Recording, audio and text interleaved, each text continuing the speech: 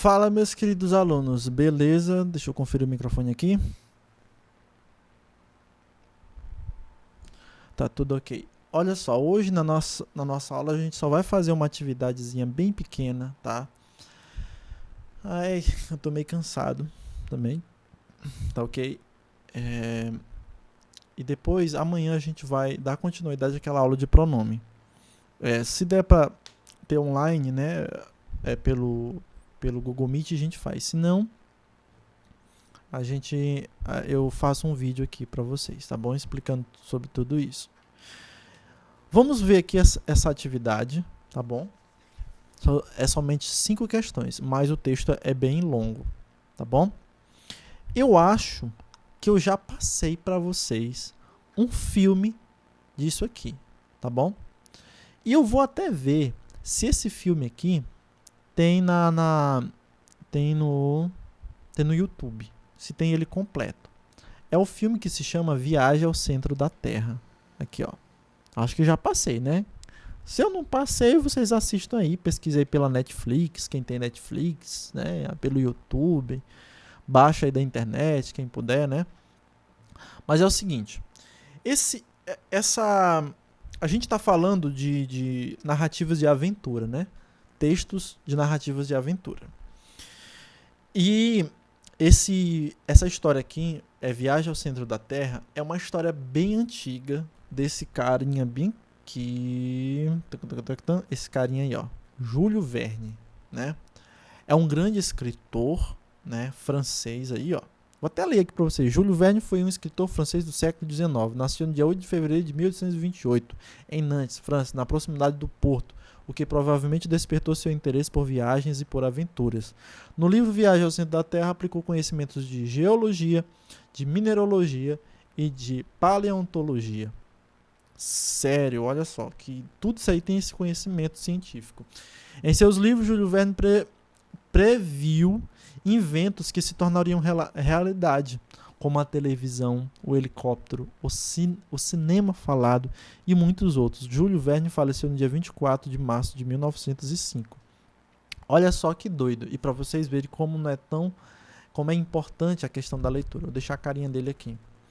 Nessa época não existia televisão, não existia helicóptero, não existia cinema nem nada. Mas o cara, através de um livro, ele praticamente já previu isso. Ele praticamente já imaginou isso, tá? Hoje, tô segurando esse carregador não sei para quê, só para segurar mesmo. Hoje, por exemplo, eu posso escrever um livro imaginando, por exemplo, deixa eu pensar aqui, o teletransporte, coisa maravilhosa, né? Se eu digo isso para você, fulano, vem aqui em casa. Aí você só vai clicar no botãozinho lá, aí você se teletransporta para cá, rapidinho, tranquilo, né? Eu posso fazer isso. Isso que eu escrevi pode inspirar cientistas. Aí os cientistas vão buscar, desenvolver, tentar ver se isso é possível, até que, puf, é capaz de ser possível. A mesma coisa aconteceu nisso aqui. Na época de Júlio Verne não existia televisão. Será que era possível existir televisão? Será que seria possível algum dia existir televisão nessa época aqui? Ele não tinha televisão, mas ele imaginou. E aí o que acontece?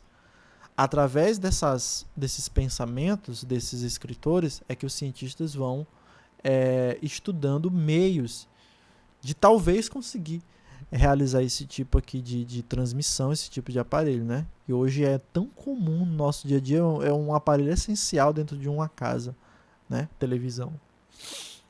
Certo? Então, é importante a gente também compreender esses tipos de leitura para que a gente possa compreender o nosso mundo, ver o que falta, o que pode ter, imaginar um mundo mais moderno, mais justo, um mundo mais bonito, mais fácil de se viver, né?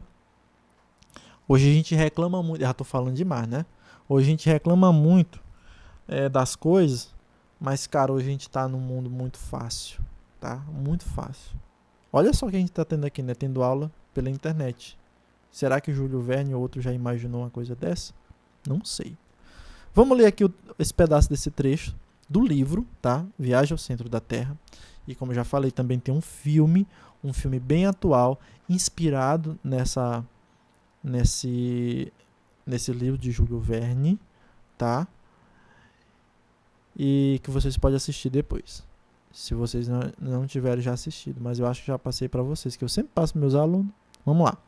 Viagem ao Centro da Terra, do escritor Júlio Verne, narra a aventura rumo ao interior do nosso planeta. No fragmento reproduzido a seguir, Axel, o narrador personagem, caminha à frente do grupo que faz uma expedição ao centro da Terra. Ao chegar a uma bifurcação, toma uma rota diferente e afasta-se involuntariamente dos seus companheiros de viagem. Seu tio, geólogo Otto Lindebrock, e o guia Hans. Ao perceber que está sozinho nas profundezas desconhecidas do globo terrestre, procura acalmar-se e lembrar-se de Hans Beck, tá? O riacho cujo curso era o fim indestrutível que os conduzia ao labirinto de rochas e granitos. No entanto, ao abaixar-se para lavar o rosto e prosseguir à procura dos amigos, encontra apenas granito seco e áspero. O Hans Beck desaparecera. Vamos lá. Viagem ao centro da Terra. Não consigo descrever meu desespero. Nenhuma palavra em língua de gente daria conta dos meus sentimentos. Eu estava enterrado vivo, com as perspectivas de morrer torturado pela fome e pela sede. Minha primeira reação foi passar as mãos ansiosas pelo chão, como aquela rocha que pareceu ressecada. Mas como eu abandonar o curso do córrego? Sim, porque afinal de contas ele não estava mais lá. Compreendi então que eu estranhara tanto o silêncio na última vez em que procurei escutar alguns chamados dos meus companheiros. Ao tentar apenas ouvir vozes, no momento em que dei o primeiro passo no caminho errado, não notei a ausência do córrego. É evidente que naquele exato momento devo ter entrado numa bifurcação. Enquanto Hans Bach, sei lá, acho que é assim que se fala, obedecendo às exigências da outra rampa, partia com seus companheiros em rumo às profundezas desconhecidas. Como voltar? Pista não havia. Meu pé não deixava nenhuma marca naquele granito. Eu quebrava a cabeça tentando achar solução para um problema insolúvel. Minha situação podia ser resumida numa única palavra: perdido. Sim, perdido a uma profundidade que me parecia impossível medir. Aqueles 135 quilômetros de costa terrestre pesavam em minhas costas como uma carga insuportável. Eu me sentia esmagado. De fato, qual poder humano poderia me levar de volta à superfície do globo ou separar abóbadas imensas que me amassavam acima da cabeça? Quem poderia me colocar de novo no caminho de volta e em contato com meus companheiros? Quando me vi, então, fora do alcance daquele socorro terreno, incapaz de tentar qualquer coisa para me salvar, sonhei com a ajuda no céu. As recordações da minha infância, da minha mãe, que eu só conhecera quando ainda era bebê, voltaram-me à memória. Apelei para a oração, embora não tivesse muito direito de ser ouvido por Deus, a quem eu me dirigia tão tarde, e implorei em fervor. Esse apelo à providência me trouxe um pouco de calma e pude concentrar todas as energias mentais à minha situação. Tinha alimento para 3 dias e minha cabeça estava cheia de água. Mesmo assim, não podia ficar isolado por muito tempo, mas eu devia subir ou descer? Subir, é claro, só subir. E eu estou subindo aqui, ó. Devia chegar ao ponto em que abandonara o córrego, na maldita bifurcação. Chegando lá diante do córrego, eu poderia com certeza voltar ao cume de Sneffius. Como eu não tinha pensado nisso antes? Obviamente, aquela era uma chance de me salvar. O mais urgente, portanto, era encontrar de novo o leito do Hans Bach. Levantei-me e com a ajuda do meu arpão de ferro subi a galeria. A inclinação ali era bem forte, mas eu avançava com esperança e bem disposto, como alguém que não tem escolha no caminho que deve seguir. Durante uma meia hora, não fui detido por nenhum obstáculo. Eu procurava reconhecer o caminho pela forma do túnel, pela saliência de certas rochas, pela disposição das curvas. Mas não identifiquei nenhum aspecto familiar e logo vi que aquela galeria não podia me levar de volta à bifurcação. Então, ela não tinha saída. Bati contra a parede impenetrável e caí. Não sei dizer qual pavor, qual desespero tomou conta de mim. Fiquei arrasado. Minha última esperança acabava de se esfacelar contra aquela muralha de granito. Perdido no labirinto de curvas que se cruzavam por todos os lados, eu podia mais tentar uma fuga impossível. Só me restava a mais horrorosa das mortes. E o estranho é que me veio ao pensamento: se algum dia encontrasse meu corpo fossilizado aos 135 quilômetros nas entranhas da Terra, isso levantaria sérias questões científicas. Queria falar em voz alta, mas a minha boca seca apenas produzia ruídos abafados. Eu estava ofegante. Além dessas angústias, fui assaltado por novo terror. Minha lanterna se amassara com o meu tombo. Eu não sabia como consertá-la. Sua luz estava mais fraca e ia me fazer falta. Finalmente, um último lampejo vacilou na lanterna. Fixei nele o olhar, concentrei toda a força dos meus olhos sobre ele, como se fosse a última sensação de luz que eu ia experimentar, e fiquei mergulhado em trevas totais. Deixei escapar então um grito terrível. Na superfície, mesmo nas noites mais escuras, a luz jamais renuncia inteiramente os seus direitos. Ela pode ser difusa, sutil, mas, por mais fraca que seja, a retina ainda consegue percebê-la. Mas aqui, nada. A sombra absoluta fazia de mim um cego, no verdadeiro sentido da palavra. Então perdi a cabeça. Levantei os braços para a frente, tentando da forma mais dolorosa. Comecei a correr, jogando as pernas, o acaso naquele labirinto sem saída. Aonde me levou essa corrida maluca? Nunca saberei. Depois de várias horas, com certeza, no fim das minhas forças, caí numa massa inerte ao lado da parede e perdi a consciência. Né? Interessante. Vamos agora aqui para as questões, são somente 5, e eu vou explicar cada uma delas para vocês, e vocês respondam aí no livro de vocês. Somente essas 5. Vamos lá. Sobre os elementos que compõem essa narrativa, responda o que se pede. Letra A. O narrador é observador ou personagem? Muito fácil essa. Comprove com um trecho do texto. O narrador é observador. Pois tira um pedaço do texto lá e coloca aqui para dizer que me confirme que isso aqui ele é observador. Não, ele é personagem. A mesma coisa. Pois tira um pedaço do texto que me comprove que ele é personagem e escreva aí. Letra B. Existem outros personagens nesse trecho da história? Comente. Tem? Aí existe outro personagem? Né? Olha, aqui é uma questão porque eu vou dar 2 opções para vocês nessa questão. Se você... professor, tem sim. Tem outros personagens. Mas eles estão participando da história? Eles estão aí no meio da história participando junto com o personagem principal? Não, professor, eles têm, mas eles não estão aqui. Então comente sobre isso aí. Se eles estão participando da história ou não, tá? Pensa aí. Letra C. Em qual local a história se passa? Muito fácil. Onde é que está acontecendo toda essa história?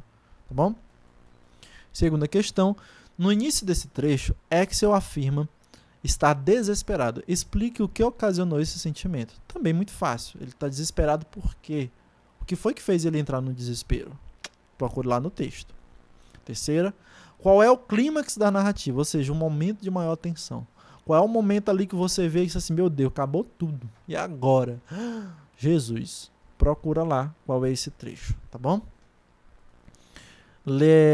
Quarta, em narrativas de aventura é muito comum o uso de ponto de exclamação para expressar as emoções dos personagens. Releia os anúncios reproduzidos a seguir e responda o que essas frases exclamativas refletem, tá? Só me restava a mais horrorosa das mortes. Sua luz estava mais fraca e ia me fazer falta. Deixei escapar então um grito terrível. Certo, então você vai só dizer o que elas estão refletindo, ó. Só me restava a mais horrorosa das mortes. Esses pontos de exclamação aí refletem o quê? Ajudam a gente a pensar em quê? Tipo, ajuda a dar mais não sei o que, tá? Das frases. Vamos lá, quinta questão. Em sua opinião, quando começa com isso já sabe. Resposta pessoal, tá?